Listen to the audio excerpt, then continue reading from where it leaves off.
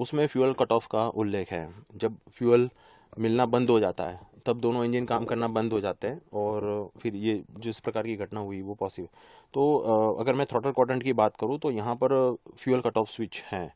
अब उसमें ऐसा है कि fuel cut off switch lower position में यानी कट ऑफ पोजीशन में, और उसके बाद अभी जो क्रैश में जो मिला है वो रन पोजीशन में है, ये नहीं ऊपर की तरफ है। यानी उसके बाद पायलट ने फिर से जो है वो इंजन स्टार्ट करने की कोशिश की हो, ऐसा लग रहा है। ये जो प्रणाली है वो इंजन को फ्यूल सप्लाई करना है कि नहीं करना है, ये मैन्युअली कॉकपिट से कंट्रोल होती है। जी।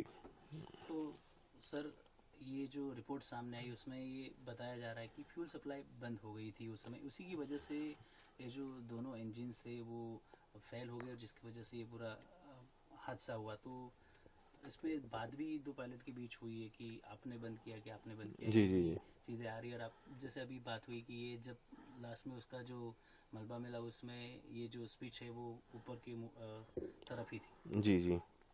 ये पायलट के भी दो दो पायलटों के बीच में जो कम्युनिकेशन हुआ है, आई थिंक उसके ऊपर शायद और फर्दर इन्वेस्टिगेशन की ज़रूरत पड़ेगी, क्योंकि देखिए टेक ऑफ के बाद जनरली ये फ्यूल्स जो कट ऑफ स्विच है वो कट ऑफ नहीं की जाती है। कट ऑफ स्विच कब दो दो, एक नॉर्मल प्रोसीजर में और एक इमरजेंसी प्रोसीजर में।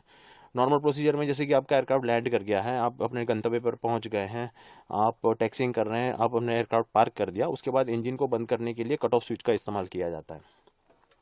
और दूसरा ये है कि फ्लाइंग करते हुए आपको कोई इमरजेंसी डेवलप हो जाती है, और जहाँ पर इंजन को चालू रखना, जैसे कि एक इंजन को चालू रखना अगर खतरनाक साबित हो सकता है, पायलट को ऐसा लगता है, तो फिर वो टेम्पररी जो है वो एक इंजन जो है वो शट डाउन कर लेते हैं।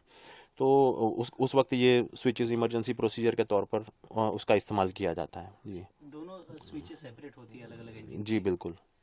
अच्छा, तो जिस तरीके से बताया कि ये पायलट्स के भी तो ये बात हुआ कि कट ऑफ किया था, फ्यूल सप्लाई बंद हुआ, उसके बाद ऊपर भी तुरंत कर दिया। तो सर कैसे फिर बाद में जो आपको लगता है एज ए एक्सपर्ट कि वो टाइम पूरा मिला नहीं, या फिर एक इंजन बता रहे कि वो थोड़ा बहुत रिस्पॉन्ड भी करने लगा, तो फिर से वो हाइट्स नहीं पकड़ पाया सर? जी बिल्कुल, ये ट्रेनिंग का हिस्सा होता है कि इंजन फेल होने के बाद सबसे पहला काम विमान को संभाल कर इंजन को फिर से पुनः एक्टिव करने की, पुनः स्टार्ट करने की जो है कोशिश की जाती है। और पायलट ने जो भी किया है वो बिल्कुल सही किया है।